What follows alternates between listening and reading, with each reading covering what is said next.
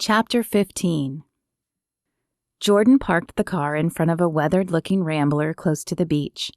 The yellow paint was faded, but still cheery. Sorry, it's not much to look at on the outside, but Kara takes good care of the inside.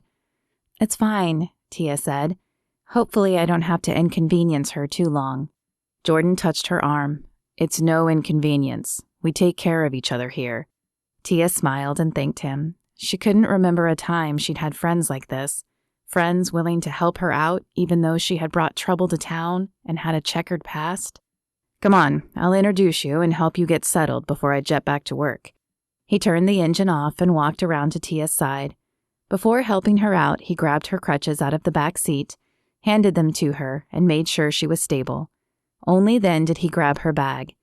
Tia smiled at his thoughtfulness. She didn't know Cassidy, but she believed the woman had been lucky finding a man like Jordan. Jordan led the way up the short walk and pushed open the door without knocking. He must know this Kara well. Kara, it's Jordan and Tia, the woman I told you about. A woman with short, spiky hair appeared in the doorway. Trim and athletic, the woman looked as if she could tangle with the boys any day with her broad shoulders and bold arm definition. Jordan, good to see you again. She extended a hand in greeting. Jordan shook the woman's hand and then turned to Tia. This is Tia. She's recovering from memory loss and a few attempts on her life. She's going to need some help getting back on her feet. Kara extended her hand to Tia. It's a pleasure to meet you, and any friend of Jordan's is welcome here as long as needed. Tia shook the woman's hand and returned the smile. Thank you. I appreciate it.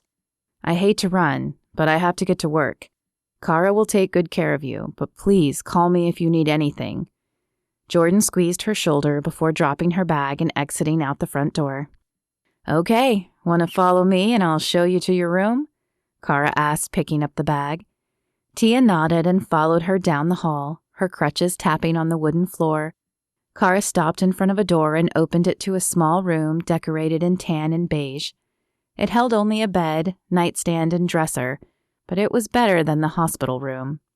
There's a bathroom right next door. Sorry you'll have to walk a bit to get there. And the dining room is down the hall there. I serve breakfast at 7, lunch at noon, and dinner at 7. If you want a snack during the day, you're welcome to the kitchen. Thank you. This is more than I expected, Tia said, surprised at the hitch in her voice. We've all been there, Kara said, and though she didn't put a hand on Tia's shoulder, she felt the sentiment all the same. After Kara left, Tia sat on the bed for a moment and looked around. It wasn't home, but it would do, for now. Brody pulled up in front of the house and turned off the car. It appeared weathered and in need of repair on the outside, but Jordan had assured him that Tia would be well taken care of. He planned to help out as much as possible as well. A blonde woman he had never met before opened the door at his knock. Her features were stern, but kind. You must be Brody, she said, extending her hand. I'm Kara. I am. He shook her hand, surprised at her grip strength. Jordan had said she was ex-military, but if her physique was any indication, she still worked out as if she were active. Did Tia get settled all right? I suppose. I haven't checked on her since I showed her to her room, but you're welcome to now. She's in room 3 down that hallway. Kara turned and pointed behind her. I've got a dinner to prepare for. Thank you. Brody headed the direction she had pointed and paused when he reached room 3. He felt like a high schooler again, showing up for a first date. It was an odd feeling considering he was over 30 years old, but it didn't change the fact that his heart thundered loudly in his chest and his palms had collected a wet sheen. He ran them down his pants leg and then curled his right hand into a fist to knock. Come on in, it's open, came Tia's voice from inside the room. He pushed the door open to find her sitting on the bed. I didn't have much to unpack and nothing else to do, she said with a shrug, as if answering his unspoken question. Kara said I could watch TV in the living room, but I didn't feel like it. Do you think while we're out we can stop by an electronics store so I can get a new phone and computer? A grin tugged at Brody's lips. We can stop wherever you would like. I figured we could get dinner and then possibly hit a clothing store, but we can add an electronics store in as well. She pushed herself off the bed and grabbed her crutches. You would go to a clothing store with me? Yes, he asked hesitantly, not knowing if this was a trick question or not. He hadn't gone to many clothing stores with Rachel, but only because he never really thought about it. She laughed at him. It's just that most men don't like waiting around for women to try on clothes. Ah, now that made sense. He supposed that would get boring if she spent too long there, but he also knew she had spent the last week in a hospital gown and had nothing except what Jordan had brought her.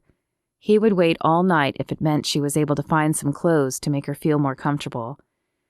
Well, I think you'll find I'm not most men. She had reached his side by the time he spoke, and she turned her blue eyes up at him. A slight smile sent the corners of her mouth twitching in an adorable manner, but her voice was low and sultry when she spoke. I think I've already realized that. He felt the pull between them, the desire to kiss her, but it was too soon. He hadn't kissed a woman since Rachel, and he wanted to do it right. So instead, he cleared his throat and motioned to the door. Shall we go? Confusion flashed in her eyes for a moment, but then she put on a smile and nodded. He followed her out, mentally berating himself for confusing her. She'd been through enough bad experiences to last a lifetime. She didn't need him adding to her confusion. When they reached the car, he held the door open for her and helped her in, before loading her crutches in the back. As he walked to his side, the hairs on the back of his neck rose. He felt as if someone was watching them. With a surreptitious glance, he scanned the area, but he saw no one. Perhaps it was just a nosy neighbor watching out a window? He would scan the windows as they drove off. No need worrying Tia if it was nothing. He drove past the other houses slowly, glad for the low speed limit, but there was no one in any of the windows. Probably just his overactive imagination then. Though he rarely went out anymore, Brody had scheduled a dinner at an upscale Italian restaurant. I hope you don't mind Italian, he said as he pulled the car into a space. I suppose I should have asked. She flashed him a wide grin.